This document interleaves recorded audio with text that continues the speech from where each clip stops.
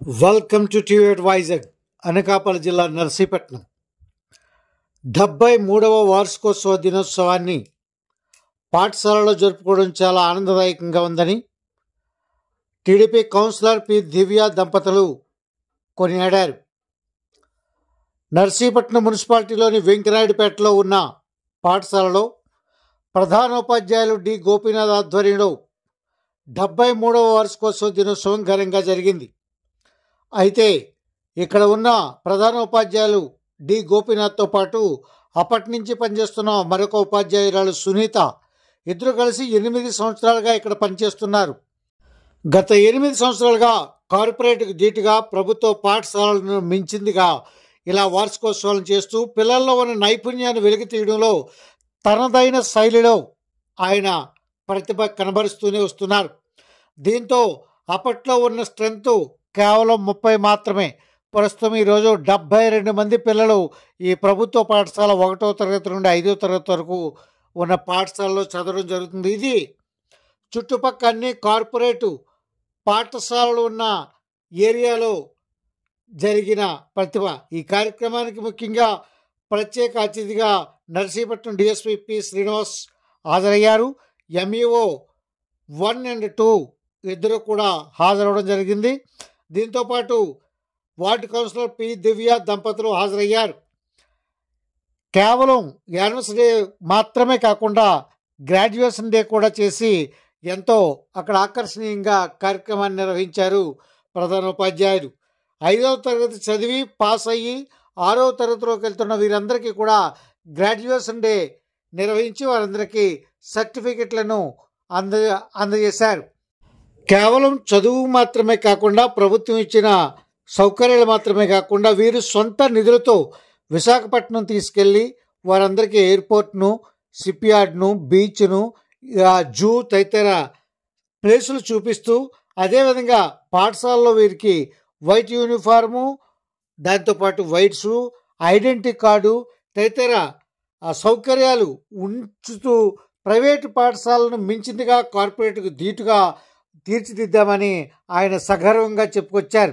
ఇదే సమయంలో స్కూల్ రిపోర్ట్ను కూడా పాఠశాల ఉపాధ్యాయురాలు సునీత చదివి వినిపించారు. కార్యక్రమానికి పాఠశాలకు సంబంధించిన విద్యార్థుల తల్లిదండ్రులు అధిక సంఖ్యలో హాజరై కార్యక్రమాన్ని విజయవంతం చేశారు. ఈ కార్యక్రమానికి పిఆర్టీయు నాయకులు మరికొంతమంది ఇతర పాఠశాల ఉపాధ్యాయులు కూడా హాజరవడం కొసమెరుపు. ఇటీవల పెదబొడ్డేపల్లి హై స్కూల్లో కూడా ఇదే తరహాలో వార్షికోత్సవ దినోత్సవాన్ని నిర్వహించారు. థ్యాంక్ యూ టీవీ వైజాగ్, మీ ఎంఏ రాజు. ప్రారంభించక ముందు నుంచే మేము 2017లో రావడం జరిగింది. అప్పుడు ఈ పాఠశాల వరండా పడిపోయి రామాయణంలో రన్ చేసేవారు. సుమారు 30 మంది పిల్లలు ఉండేవారు. సుమారు 67 మంది పైగా విద్యార్థులు మన వెంకటేశ్వర పాఠశాలలో విద్యను అభ్యసిస్తున్నారు.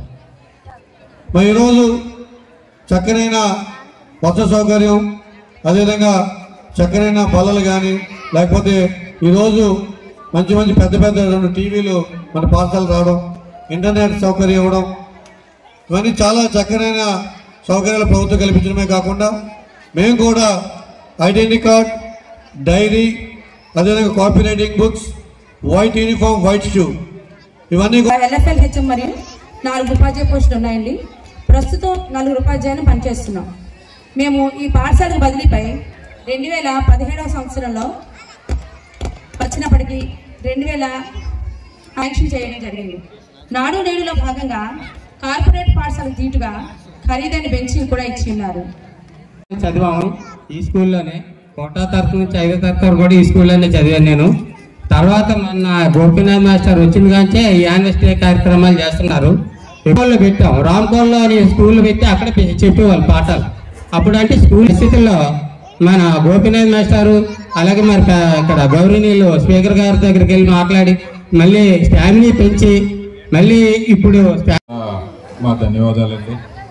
ఇంత కార్యక్రమానికి గోపీనాథ్ గారు ఒకరే చొరవ తీసుకొని చేయడం అంటే చాలా గొప్ప విషయం అండి. ఆయన వెళ్ళిపోతానని మాతో కూడా చెప్పారు.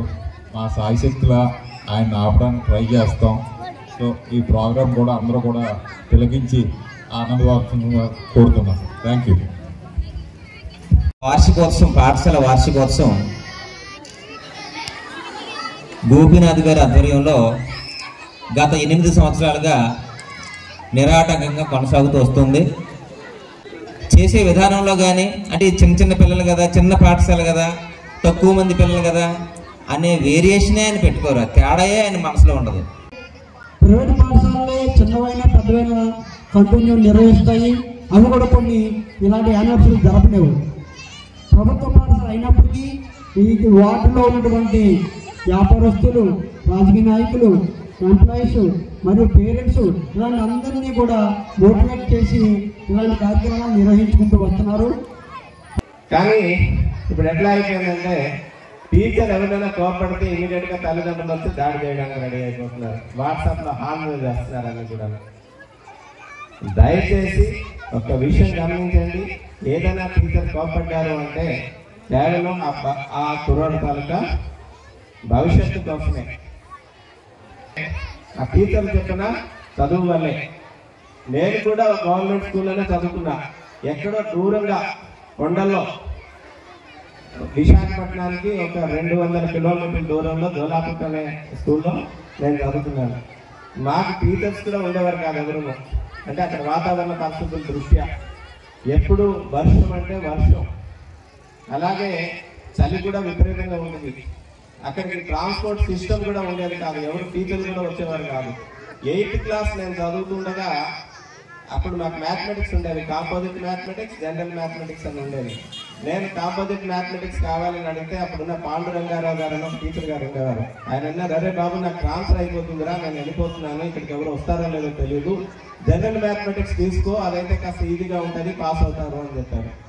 సరే, కంగ్రాట్స్ అండి అందరికీ కూడా 73వ వార్షికోత్సవ శుభాకాంక్షలు తెలియజేసుకుంటూ థ్యాంక్ యూ అండి. Thank you very much.